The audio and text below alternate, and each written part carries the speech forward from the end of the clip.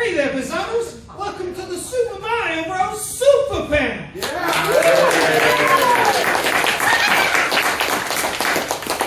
Are you going to keep up that energy this whole time? Okay. Hello, everybody. I'm Max.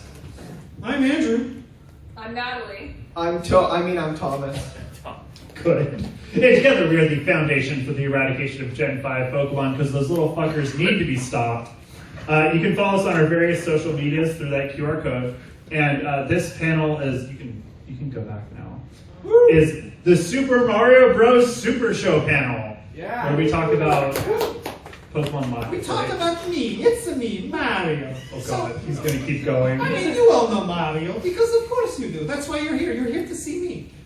He's not just a character. He's an icon. Like, more children know who Mario is than they know who Ronald McDonald is, or even Mickey Mouse. So, he's important. But how did you originally meet Mario? If you're a child, you may have met him in a good movie. If you're a normal person, you probably met him through a game or something. And if you're older than me, you met him under more tragic circumstances. Hey! Or if your doctor No, was he's based, you wrong. met him at the That doctor's movie's office. good. Yeah. Why are we letting the guy with the wrong opinions introduce the panel? Exactly. You haven't But given the mic. regardless of how you met Mario, you know he's a good time. But was he always a good time? That's what we're going to find out here. We're going to go through Mario as he was depicted in media, not the games, but in other medias, and kind of talk about and find what the worst Mario was. I have to hold it like a video game controller for it to make sense. So, the first instance of Mario in media that we're going to discuss is the first instance of Mario in media, which is, of course, the Saturday Supercade, a cartoon that aired from 1983 to 1984. That's what I found recently. That's what you thought? That's what you found out? I found it out because of Donkey Kong, that's why. He just I mean- found out about it recently. Yes. I feel like you did homework to come into this panel. Well, I play games for a living, so. Jesus Christ. So, there's a problem with the Super Arcade, though, which is, as you know, Mario's just kind of there. I mean, this thing more prominently features Q*bert, Frogger, and fucking Space Ace. Who even knows who Space Ace is? Why does he get his own show? Mario is DK's +1 to this whole thing. Like, his introduction is him looking at Donkey Kong and going, I bet I can last as long as you. And DK turning to the screen and shaking his head in disgust. And like, right? That's gross. It's crude, it's rude, it's unacceptable. This is not a show for children. We need to fucking move on. So we're gonna give it a pasta rating. Yes. You want to go back a couple slides because there was a lady in the bottom right corner, or a kangaroo. Pauline? Yeah, who's Pauline? To the bottom right, the kangaroo. Oh. Yeah, I don't know who that is. See, I was doing research on Mario media, which meant if he wasn't on the screen, I wasn't watching. Okay, moving on. He's not real anymore. Oh man, don't we love a good Big Brother reference with the frog? Anyway, I'm going to give, so the pasta rating for Saturday Supercade is a chicken noodle soup. There is technically pasta involved in this, but it is not the point of the show. The second instance of Mario in media is something you might be more familiar with. In 1986, Mario decided to jump straight from being a bit character in a Saturday morning cartoon for dummies to a full-fledged movie. Woo. Yeah! Now, some of you seem to be confused. You have your hand up like you're going to correct me, and that's fair, because I said this came out in 1986, and as we all know, May 28th wasn't a date in 1986. It didn't happen. We are not talking about the live-action movie yet. I'm so sorry. We are talking about the secret first Mario movie, Mario and the Castle of Cagliostro. Yeah! Was that your point of contention? You had a... So, it's actually the Great Mission to Rescue Princess Peach. But don't let this English subtitled screen fool you. This was never released in English. If you want to watch it in English, though, you can follow this QR code, and it will take you to the video on YouTube. And the video is, and I'm not kidding, a fan dub. Hell yeah. It's like we're back in the 90s. We have a fan dub of the Super Mario Brothers movie. And like all fan works, nope, it's too late, Chris. You don't get to watch it God anymore. damn it. Like all fan works, it's bad. I'm honestly shocked Nintendo hasn't pulled it from the internet yet. Imagine being so unimportant, Nintendo doesn't file a DMCA takedown against you. Like, Not yet. oof. So because it's so irrelevant, we're not going to spend a lot of time on it, but there are a few things I want to talk about. First of all, apparently the Mushroom Kingdom exists in the TV. Like, the movie opens with Luigi offering to make Mario tea, but Mario's like too busy just staring at the screen because he's in a gamer state, and Luigi just goes to bed. And then, you know, just, oh yeah, sorry, there's Luigi offering the tea. See, he's a good brother. And just in the middle of the game, Mario's gifted a girlfriend and several pet turtles, which, honestly, pretty cool. The problem is, once he gets real close, Bowser decides to just jump out and steal his girlfriend back. No. I know, right? And here's the thing, like, couldn't you just turn off the TV? Like, if something is coming out of the TV to attack you, you could just turn it off to be safe, right? It's not like it's gonna crawl, oh no, wait, okay. She's not gonna find us. Ah, she found us, next slide! Second, Luigi tries to RFK Jr. their dog.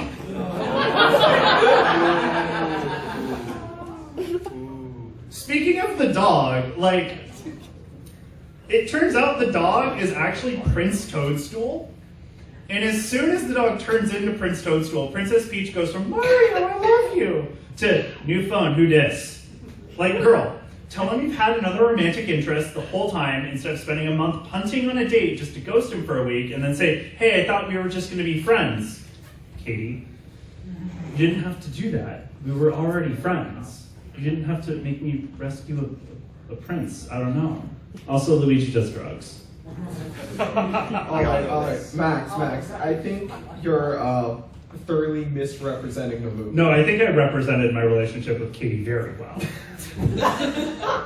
Not with your girlfriend, with the important thing, Mario movie. You see, this movie is incredibly important and influential.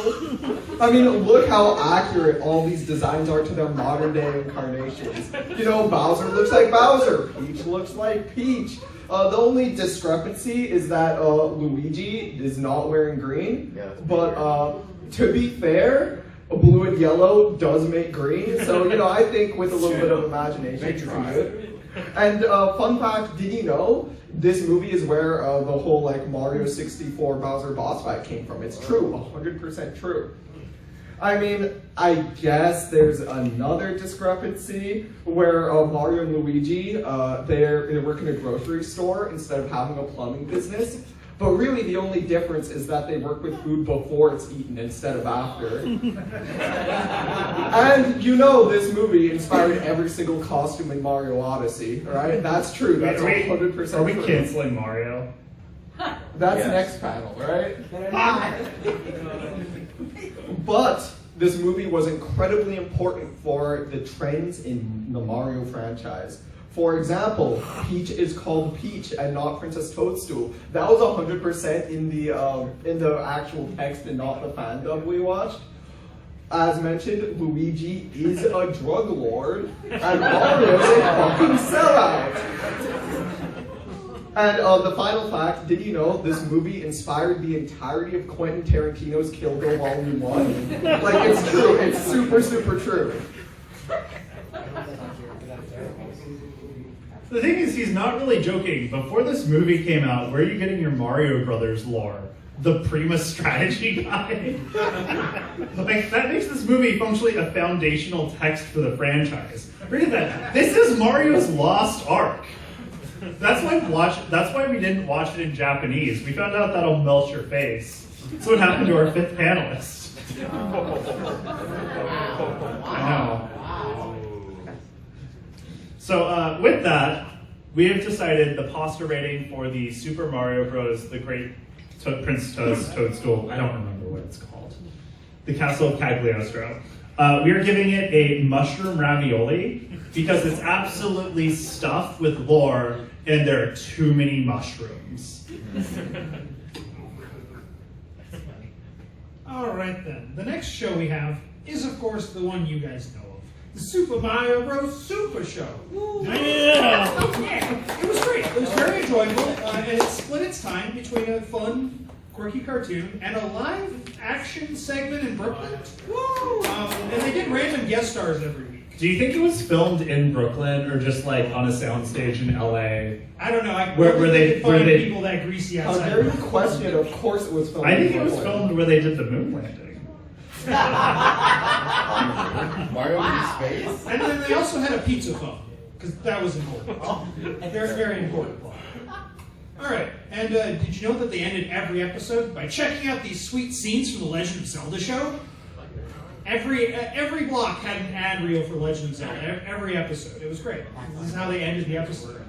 And then with the ending credits, they taught us how to do the Mario. I think it's very important. Yeah, we should all do the Mario together. Come on, everybody, stand up. We're gonna do the Mario. Okay, so you have to swing arms from side to side. Come on, it's time to go do the Mario. Take one step, and then again. I don't know this song. You're all Mario. There's no video evidence of us getting like 50 people to do the Mario. You lucked out. I'm not stupid. I wanted blackmail, god damn it. I just have video evidence of me doing it. This sucks. That's not how blackmail works. So now we have to start talking about the episodes in the Super Show. And the first one I want to talk about is called Do You, Princess Toadstool, Take This Koopa? And it starts out with Mario and Luigi going on a fishing trip using a worm pizza as bait. Are they also named? I like that Luigi looks upset with the idea of the worm pizza. Like Mario's trying to sell it to him so hard. I think Luigi looks disappointed in every live action scene. It's true.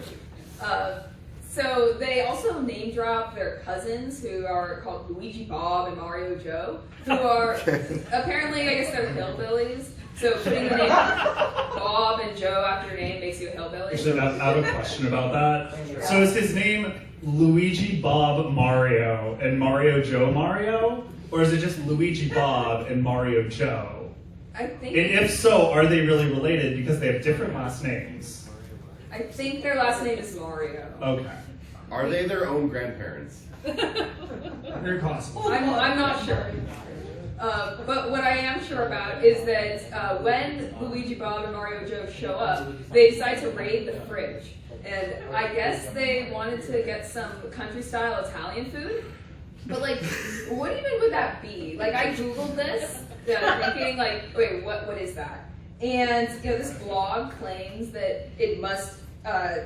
This blog claims that it must possess a comforting heartiness, use simple ingredients, and be easy to recreate. And like, I don't know what they're thinking here. Like, if you're gonna be pretentious, just call it easy rigatoni with Italian sausage and peas. So anyway, the animated story features a totally original plot this time, and Koopa is putting Peach in a situation where she has to agree to marry him in order to free her people from being turned into rocks, and also to save Mario and Luigi by being squashed. She agrees as long as Koopa holds up his end of the deal. The wedding preparations, as they're starting to plan the wedding, they don't go super smoothly, because Koopa has a bit of trouble with the guest list. Like, the only person he can think to invite is his mom. And he thinks the only reason he's inviting her is because he thinks she will like the cake. It's sad, but it's not unexpected. So, of course, Koopa double-crosses Peach, and he turns Toad and the others back into rocks. It's up to Mario and Luigi to stop the wedding by sneaking into the castle using the bug soup trick. I don't know. They say it like it's a totally normal thing. And after Koopa is done admiring himself in the mirror, Mario and Luigi, they become super, and then they stop the wedding. And then the guest of the week this time, when we get back to the live action segment, starts cuddling with this animal that's just hanging out of the Mario Bros. Plumbing business for some reason, which I find really confusing. Like, in a previous episode, this character was some kind of secret agent. But, like, honestly, when I look closer at that, I think it's just my two favorite animals. It's Rattata and Flatfuck. Also, you should check out these scenes from The Legend of Zelda cartoon. She said it again. All right, the episode I watched was very exciting. It started out with Mario getting a computer date. And you might think that means like dating profile online. No, Mario actually gets a date with a computer woman. See, they had dating computer women back in '89. So, yeah, this is Mario's fault. He invented Microsoft. Anyways, so the actual episode starts off with like Plumber's Log 1024. So you're thinking like, oh, this is going to be like a Star Trek episode. It's going to be Plumbers in space, right? No, it immediately goes into Mad Max crossover fanfiction. So the episode starts with Mario and Luigi driving to go help the Toad rebels against Bowser and his tyranny. And they get pulled over by, and I quote, Bowser's state trooper. If you know the state troopers are in Bowser's pocket, don't pull over. But they did because Toad was speeding. And Bowser gets really into punk rock for the entire episode. So Wait. So he runs the police. Yeah. And he's a punk. Yes, he's playing both sides. You can't live. Bowser, you truly do not understand the ethos of punk.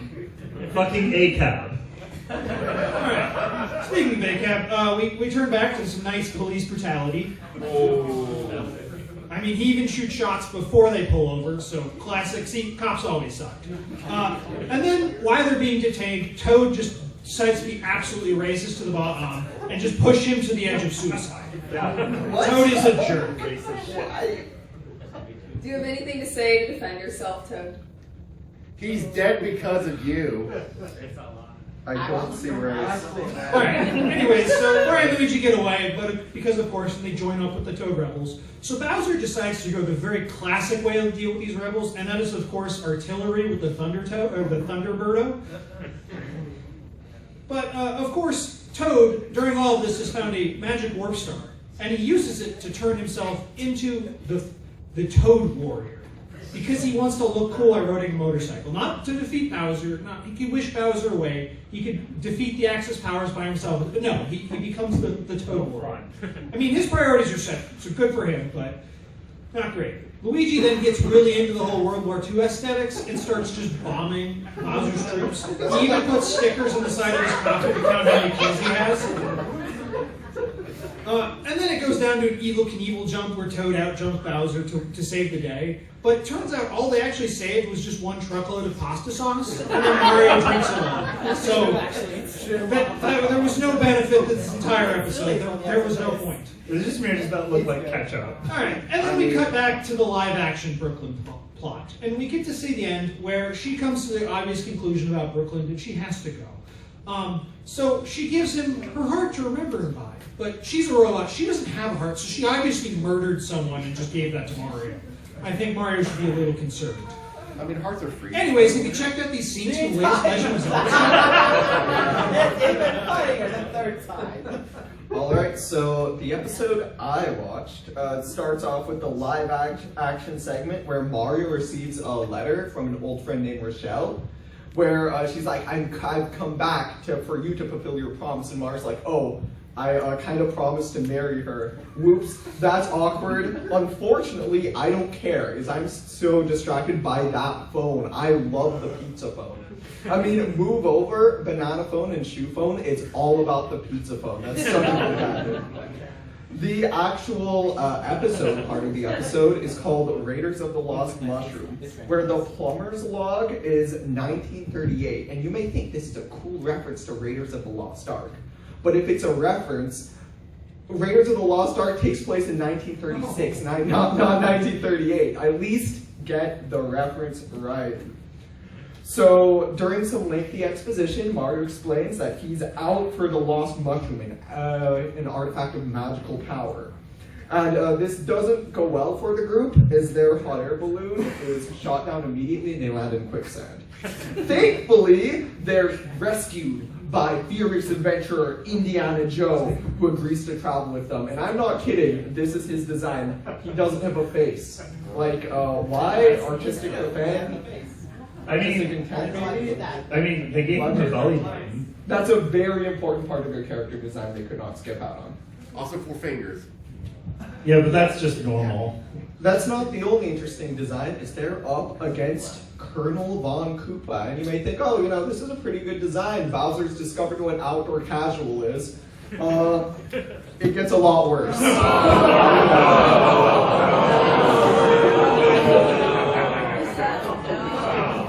Mario and the gang find the Temple of Koopa, where the lost mushroom is. Mario wants to steal the statue and scram.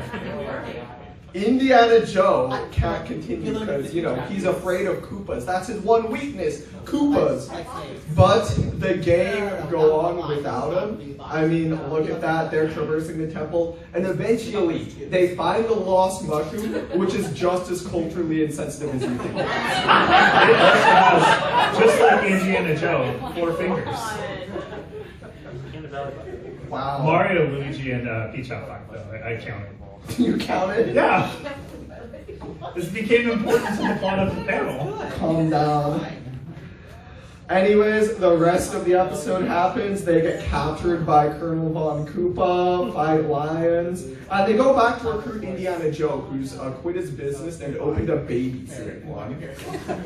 And they convince Indiana Joe to conquer his Koopaphobia. He does so, saying anything's better than watching these kids. And then they just kind of scram, leaving all the children Indiana Joe was babysitting. I'm pretty sure that's a crime. From CPS. So they confront Colonel Von Koopa and whip him with Mario's plumber snake. First of all, ouch. Second of all, you're right, absolutely disgusting. Do you know where plumber snakes go?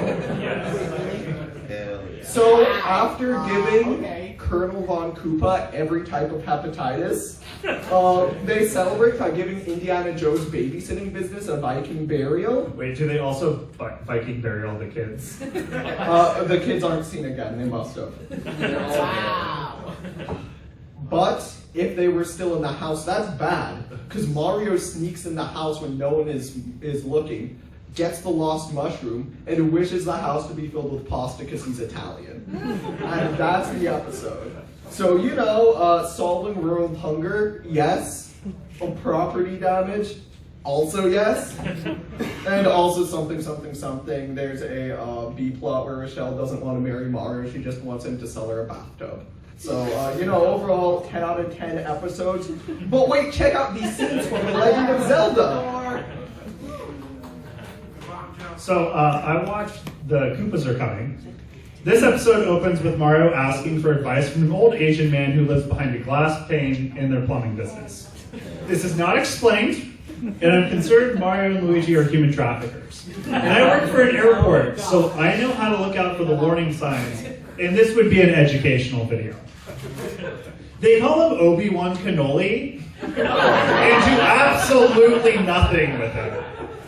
All Mario does is ask him for, who he should commit violence against. Mario's like, hey, should I be like the British and beat up someone smaller than me? And Mario, have you seen how big you are? Good luck. And then, presumably, the feds are onto him, so Mario tries to escape, but just sustains a serious brain injury instead. And basically Persona 3's his way into the episode. So he wakes up to find himself in front of General Washing Toad himself. Trying to maintain historical accuracy, they keep the scene where a British commander, played impeccably by the monarch himself, King Koopa, casually walks into the general's tent and just turns everyone into ice cubes with his freeze ray. Like it happened. Someone's singing it, thank you. Fortunately, Mario realizes that if he stands on a wooden stove, it will melt the ice from the freeze gun, because while they can't move when they're frozen, they can jump, which, last I checked, is a type of movement, but don't ask questions. I'm going to keep asking questions. He is standing on the wooden stove, but he is melting from the top down. That is not how heat works. I am so confused. Anyway, so once everyone's defrosted, they decide they need someone to Paul Revere their way through and warn everyone that the Koopas are coming, and Luigi is nominated. But Luigi is also afraid of horses, which is fair. My stepmom, she has horses, and she got thrown off of one and broke a few bones, which was pretty rough, and now she's really afraid to ride her bike. She'll still ride horses, but she is afraid of bikes now. I don't fucking get it. Luigi, get over it. Just get bullied into doing the Paul Revere thing. So he does the Paul Revere thing. Goes around, the Koopa are coming, turns into Mario for a brief moment, and then gets attacked by Jeff Bezos. And like, kind of sucks that he exists in this universe, but at least Luigi also hates him. So that's pretty cool. We're halfway through the episode. We find out that General Washington is a fraud and stole the idea of crossing the Delaware River from Mario. And they only succeed at crossing the river because Toad threw a coin over the river to motivate the troops, because Washington isn't paying them. Honestly, at this point, I'm becoming more pro Bowser, which, like, on that note, Peach, you're a princess. You exist in a monarchy. Why are you working to overthrow the monarchy with the rebels? You're going against your class interests. I just want to be clear about this. Anyway, Washington does take out Bowser and then teabags on him to establish dominance. He then says, divided we stand, together we fall. Which is not how the statement goes.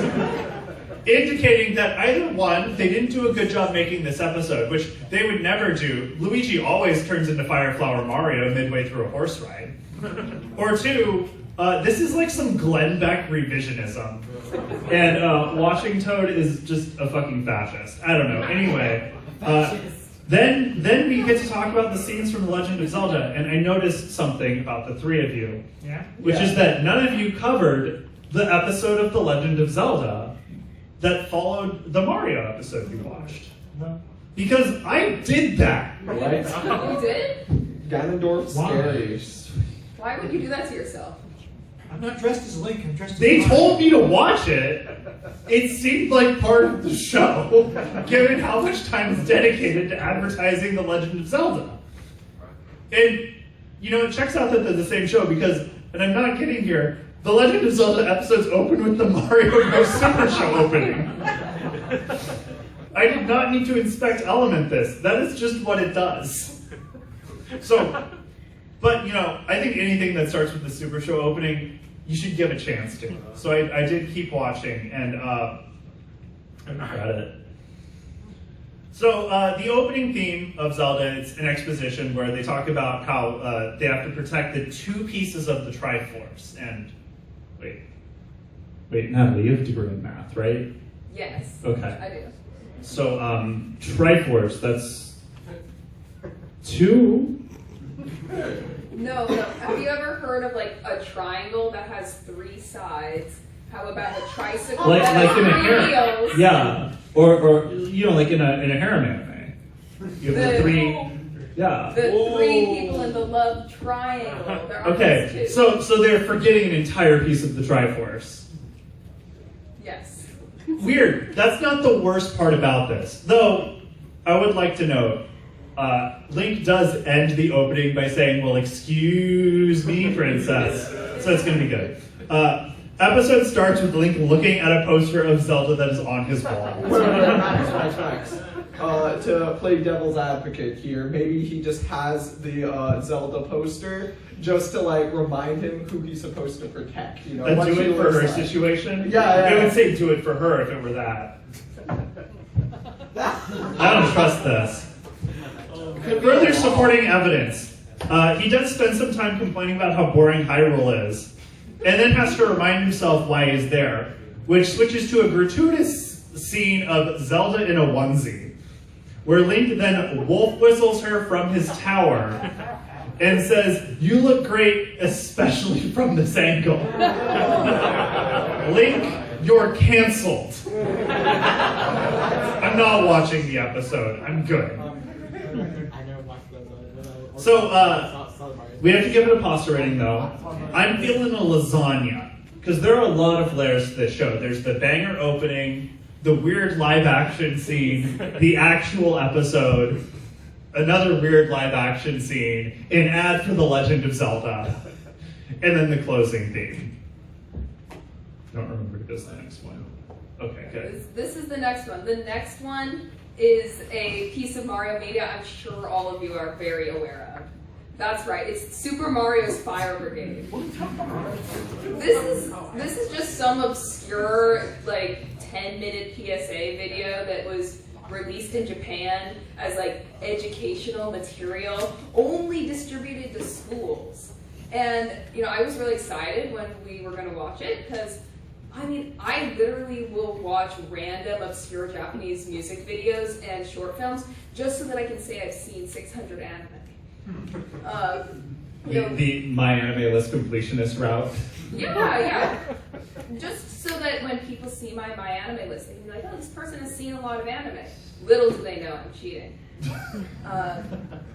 But, you know, we decided to watch these raw. Because not even the most hardcore Mario fans care enough about this to subtitle it.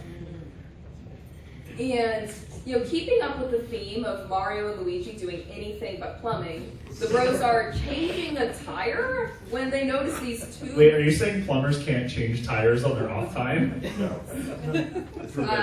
I'm not a plumber. They lead! Plumbers can lead interesting lives outside of plumbing. Just like Mario and Luigi, who rescue a princess, aka you, on a regular basis.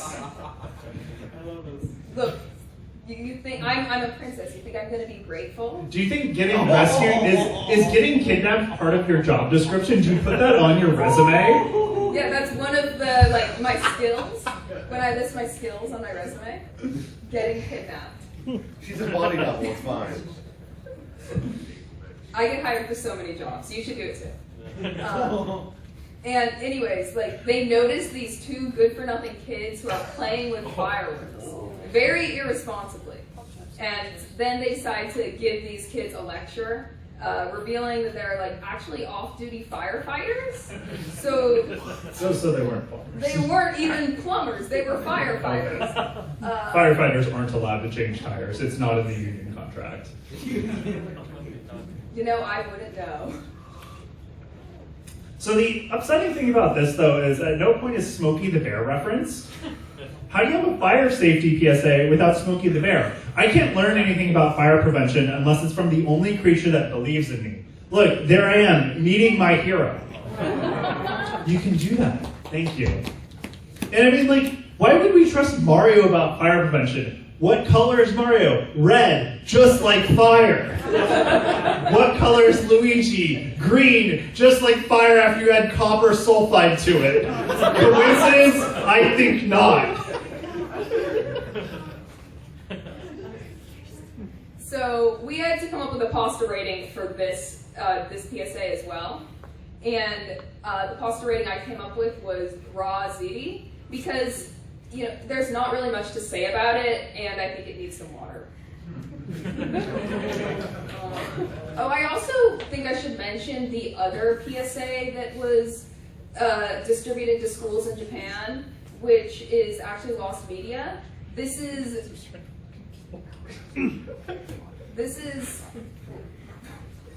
Sorry, we're just really excited about Bowser trying to fucking get 20. He wants those 20 points, guys. He wants the little kids. He's trying to get 20 points. Yeah. You know, a good old vehicular manslaughter, 20 points. Same thing. Yeah. Smaller child. Skee ball rules. Well, this is the traffic safety PSA, and you know, like everything you can find on it looks like this or this. So it's just, I really, there's only 1 minute of it available, and it was 1 minute of my time lost. This looks like a screen grab from a really bad Yu Yu Hakusho adaptation. It's Andrew. All right.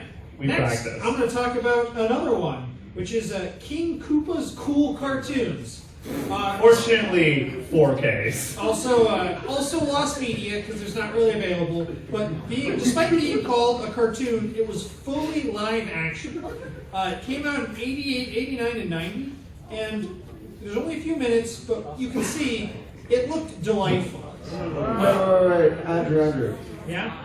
Why does King Koopa have a picture of Peach and Luigi? I mean, Peach, probably the same reason Link has a picture of Zelda, but I'm really not sure why Luigi's on there. Maybe Bowser's very interested in kidnapping Luigi.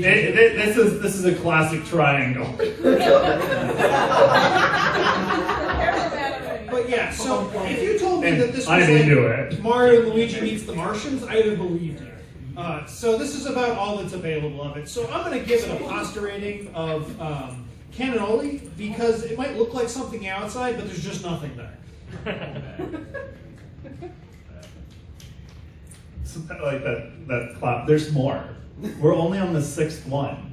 Do you even know what the 6th one is? Maybe. Wait, how many slides are we? We're on slide 91 of 174.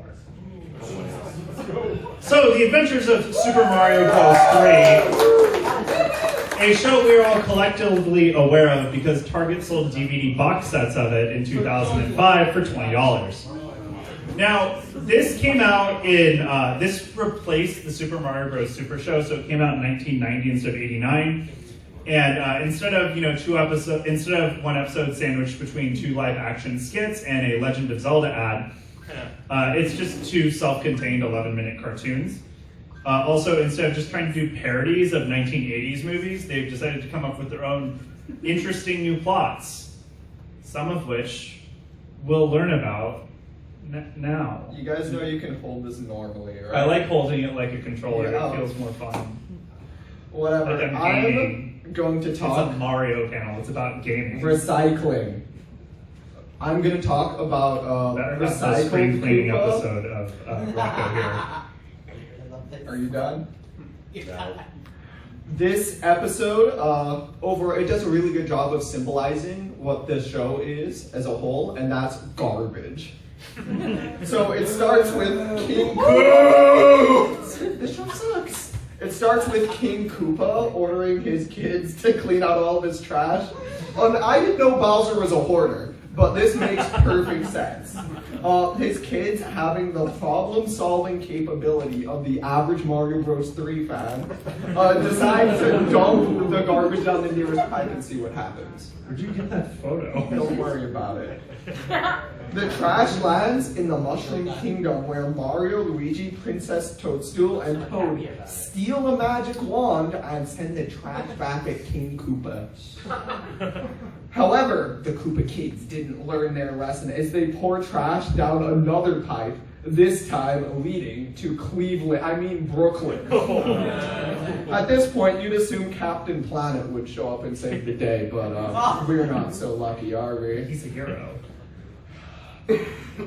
Things go from bad to worse as Mario and Luigi discover that this trash turns Brooklyn citizens into Koopa zombies, much like how fans of this show are mindless zombies with no free thought.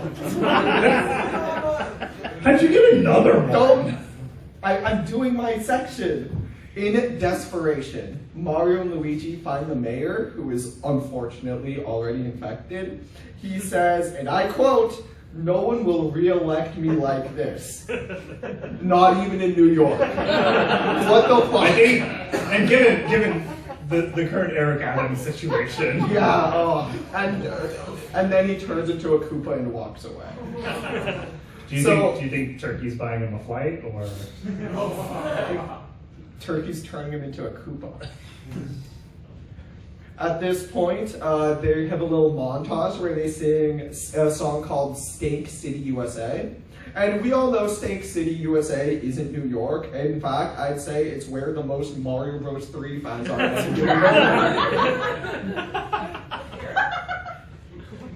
I was what the? King Koopa realizes that he has the chance to take over, as he calls, the human kingdom.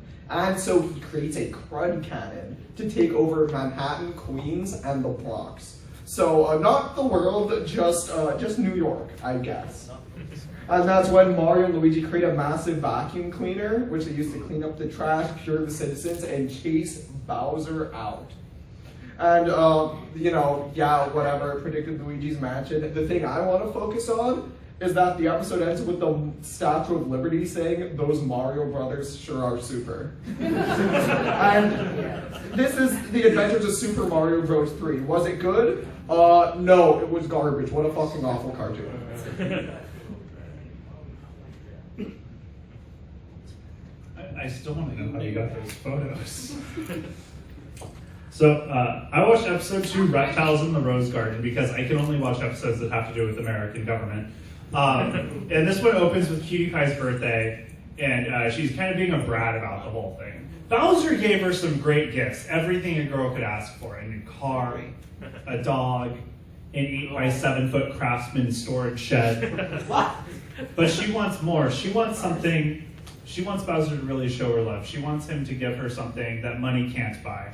That's right, she wants America. Wait. Sorry, something that you can buy but don't have to commit crimes to. Oh. Okay. So it's a 4-step plan to take America. Step 1, attack Mario and crew. I don't really know why you do that, because, Princess Peach, again, monarchist? But, whatever. Step 2, just roll your gunship up to the White House. Before 9/11, you could do anything you wanted with an airplane. Step 3, wait until the president's on a phone call. Step 4, steal the White House.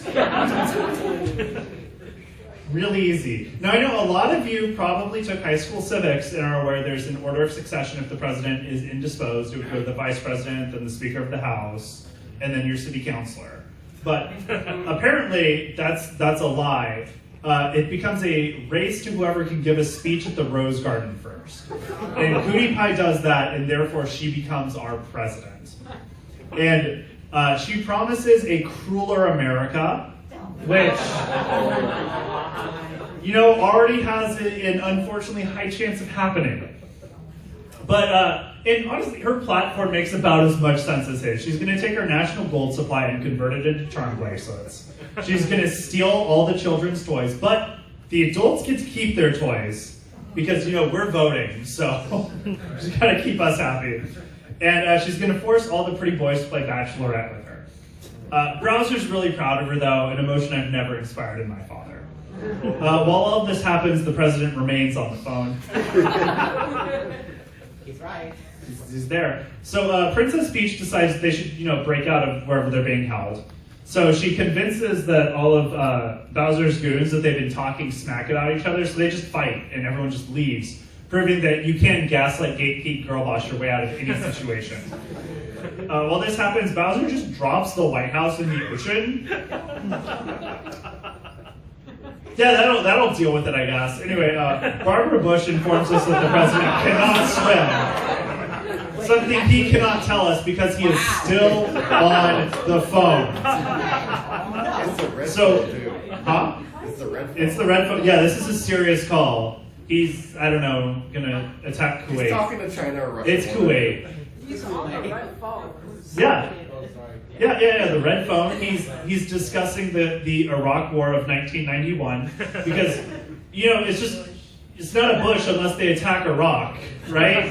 That's the rule. Just like you can't have a Winter Olympics without Russia invading Ukraine. It just keeps fucking happening. Wow. No, it's happened 3 times now. So anyway, Mario just jumps in his frog suit. That's how he's going to save the president. During this time, he does sustain damage in the frog suit, but keeps the suit, proving that this is not a game-accurate representation, which is really upsetting. I hope that, maybe in 2024, we'll finally do a video game series justice in media. I hope in 2025 we'll get it right. I think yes. Anyway, Mario just shows up and tries to flash Barbara Bush, but it's a kid's show, so he can't really do it. She still looks pretty fucking traumatized and just tells him to like go to his room. And he's just like, I'll just go plumb the White House because, before January 6th, you can do anything in the White House. And, while he's doing this, of course, the president's still It's funny. I don't really know what Mario's plan was, but it worked because, fuck physics. Rules are made to be broken. And then once they get out, he just needs to get on the gunship, and he has a great idea to invade the gunship, and that is, of course, racism. They just show up dressed as Koopas, like, this'll work. The first Koopa to see them goes, wow, Mario gained some weight lately. Which, honestly, deserved. It doesn't really matter. They're just able to navigate the gunship anyway. Mario takes control of the ship, returns the White House to America, threatens to kill Cootie Pie, and then returns her home where Bowser is disappointed in her and makes her clean her room. The president remains on the phone.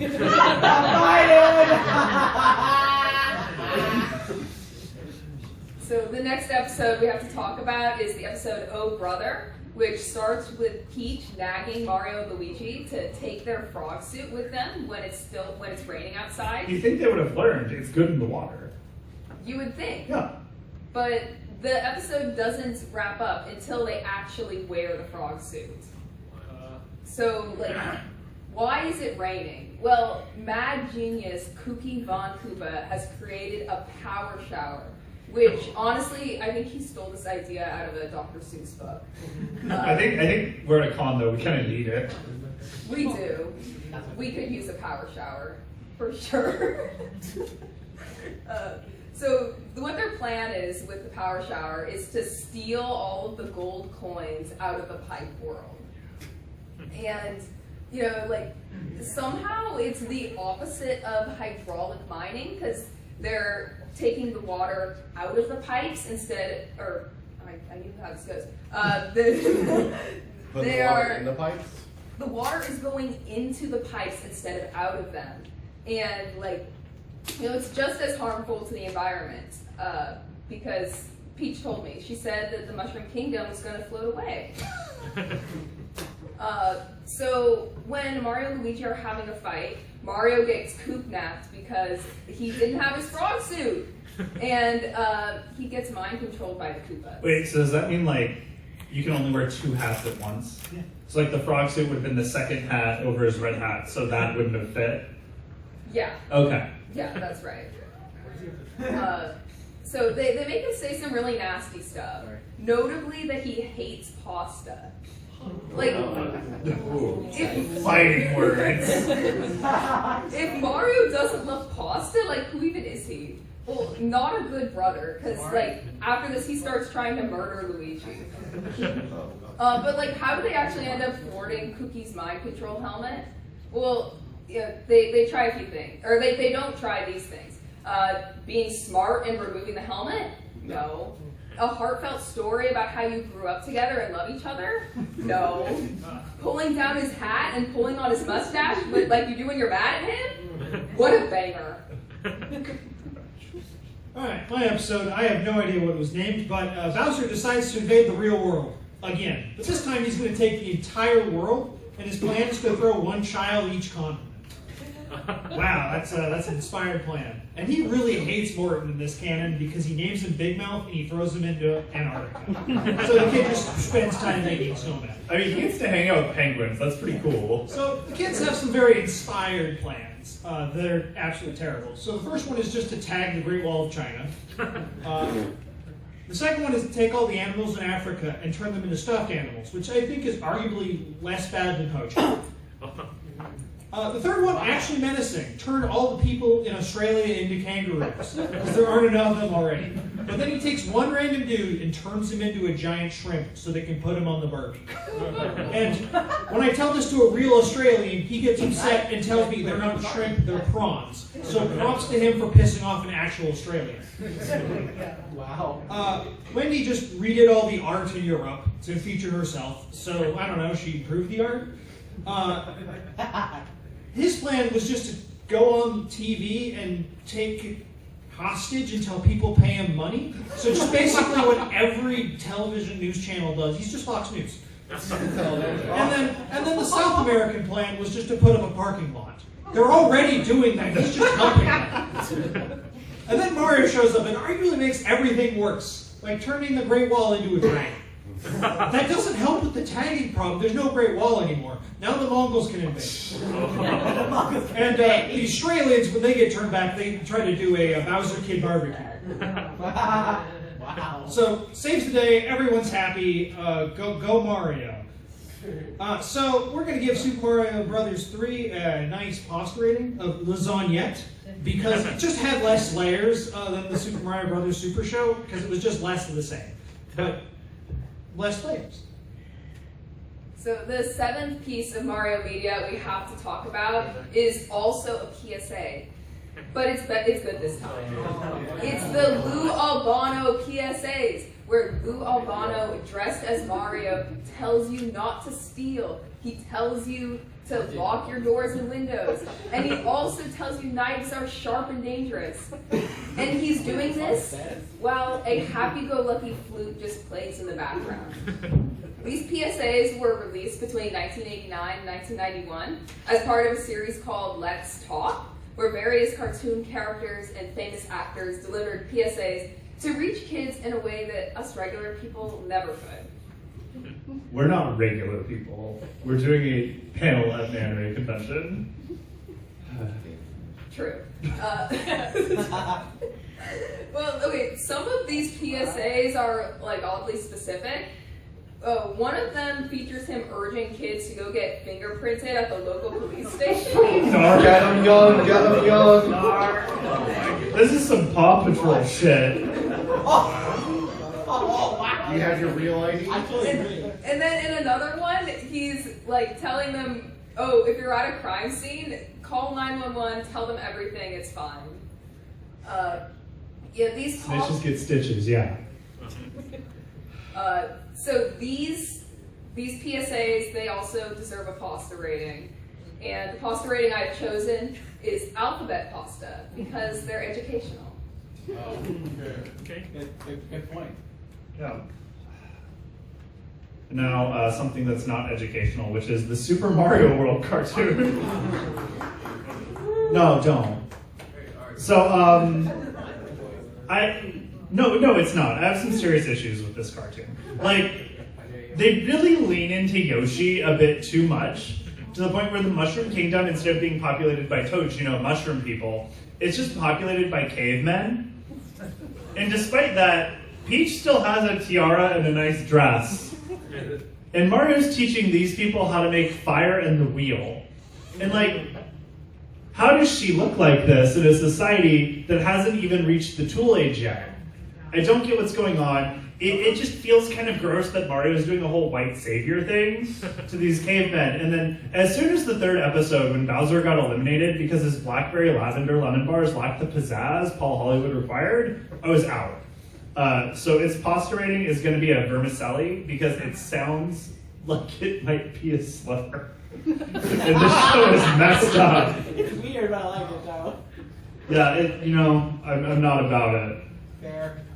All right. So next up, this one came out in '93. And were you disappointed in Chris Pratt playing Mario in the new movie? Yes. Well, then let's see how Bob Hopkins did back in the Hell yeah. Hey, What boy? yes, we're going to talk about the old Super Mario Bros. movie.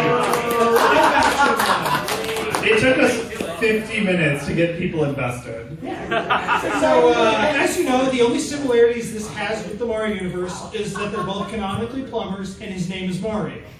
And that he wears red. That's it. This movie's just terrible. We have a random dude named Toad, who's clearly on drugs. He gets de-evolved into a Goomba, and that is their idea of a Goomba. King Toadstool is an actual fungal infestation that is trying to poison Bowser out. And they use rocket boots to fly around. I don't remember that from any of the games. Exactly. We'll get him soon, don't worry. The first half of the movie is just Mario being an angry Italian in Brooklyn. And the second half is just tips for ICE on how to deport Italians. So, I mean, the whole movie was just pretty questionable. Though, instead of Peach, they had Princess Daisy as like one of the lead characters, which is fine. Luigi's really into her, which is, I mean, that's canon, that's fine. Mario even tries to set them up, that's great. But you know who Mario's girlfriend is in the movie? Her name's Danielle, not Peach. Come on, guys, what are you doing?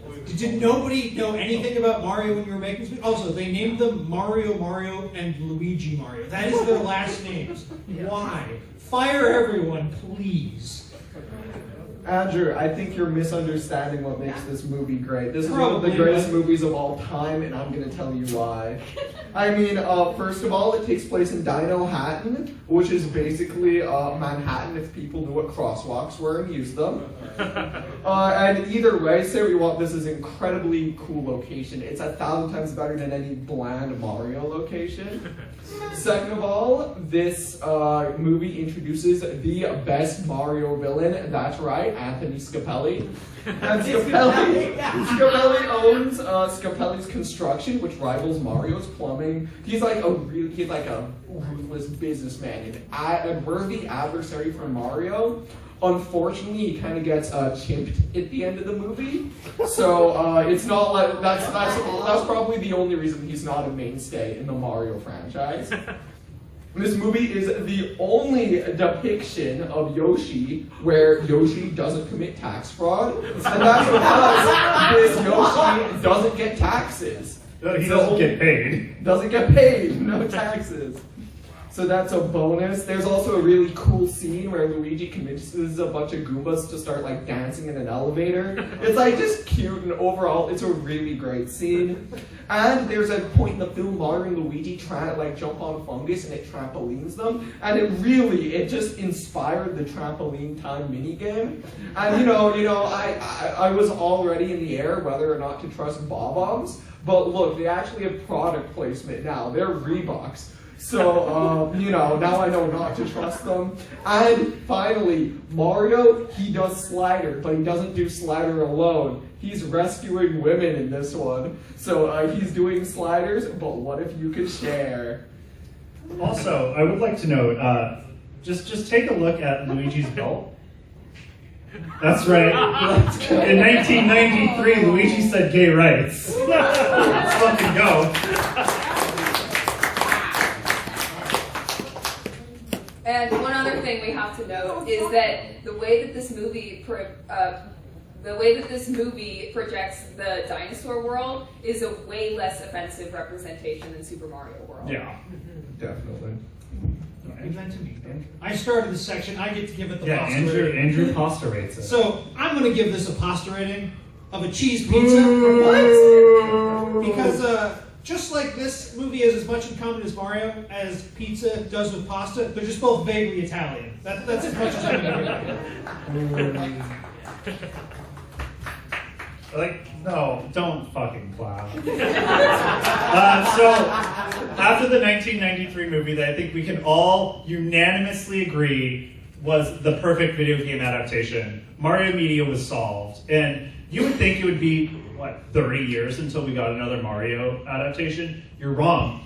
In 1995, Mario teamed up with my second favorite Nintendo franchise. That's right, Kirby. Where we got...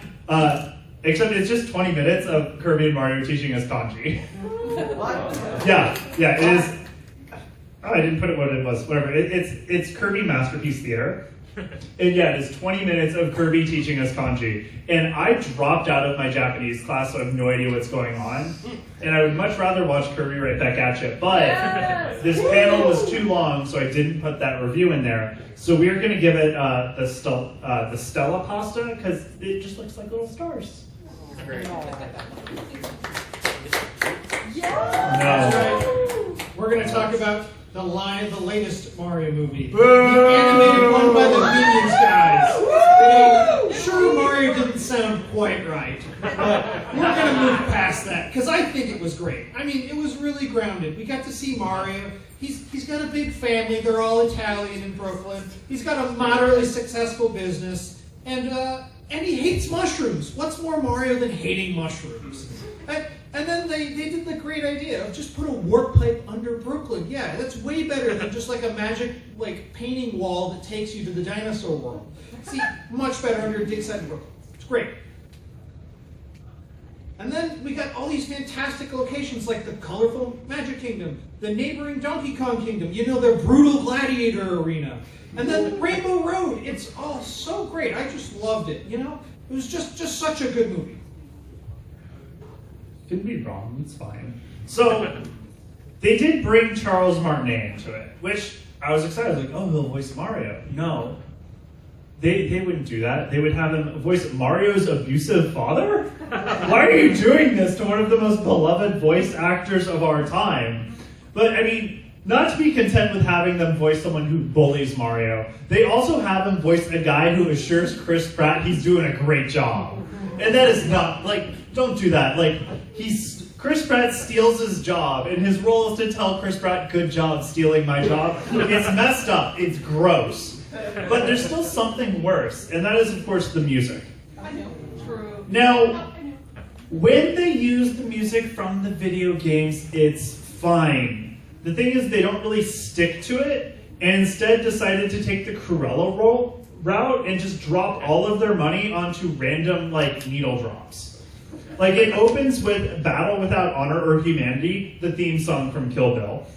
Then, within 5 minutes, we have No Sleep Till Brooklyn. And it's not even the first time Chris Pratt has a scene set to No Sleep Till Brooklyn.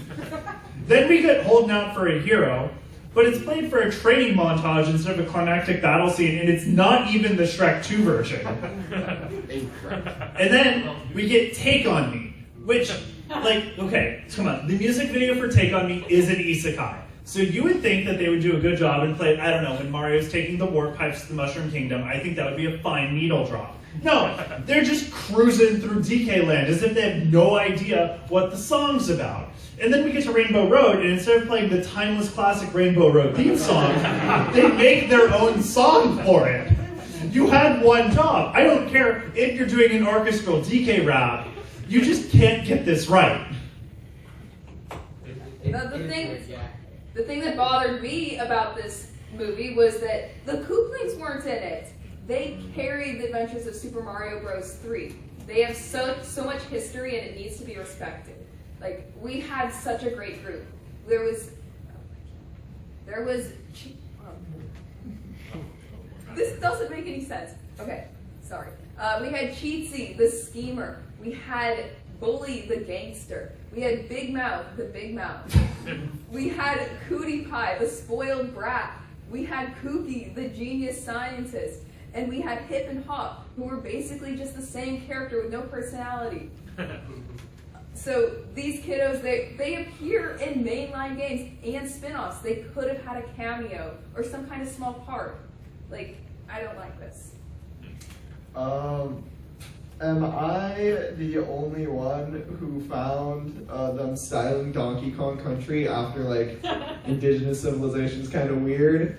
Am I the one who thought that was kind of gross and yikes, if I'm being honest? Nothing's good. Also, they buy the rights to Mr. Blue Sky and use it for just 20 seconds at the end of the movie. If you're gonna buy the rights to an overdone and overrated song, at least play it. Yeah, let me. I don't get to do it. He opened it. And so this movie's pasta rating is going to be Angel Hair. It's nice on their own, but there's absolutely no substance. Alright, so now we're coming to the end of the panel. So I think in the spirit of keeping things positive, I want you guys to say something nice about the new Mario movie. Because I know you guys didn't like it, but I did, so you should say something nice. Fine. It's good, you're wrong. Okay. You can go first. All right. I need a minute. I know what I liked the most, and that was the commercial. Yes. Song choice, it was nostalgia bait, but it was effective. Who's perfect? This visual representation of what they were doing, that was pretty cute. The shocked YouTube face reaction image, right? The fact that you could call this number and be greeted by Luigi's actor, also great. I did it. You did it. You did it. I like how it accurately portrayed blue shells by having them not go for first place due to Nintendo latency. I like that a lot. My favorite part was, of course, when Mario tried to fly a bullet bill into the real world to attempt his own 9/11. Because apparently in the Mushroom Kingdom, you can just do whatever you want. And, I mean, it wasn't on my bingo card. So, Andrew, since we said something nice about the animated movie, I think it's only fair that you also add this panel on a positive note and say something nice about the live action film. Yeah, anyone, thanks for coming to the panel. I hope you had fun. Clearly we did too. If you enjoyed any of this, you should come check out our other panels tonight if you happen to be here that late. We kind of doubt you will, because why would you be here at 10:30 at night? But if you, Or 1 a.m. if you are, you should come hang out with us and have fun. But thanks for coming. Have a great con. And again, if you follow that QR code, it'll take you to our various social medias. We've got a Discord, we've got a YouTube, we unfortunately still have a Twitter, we have an OnlyFans. Check it out.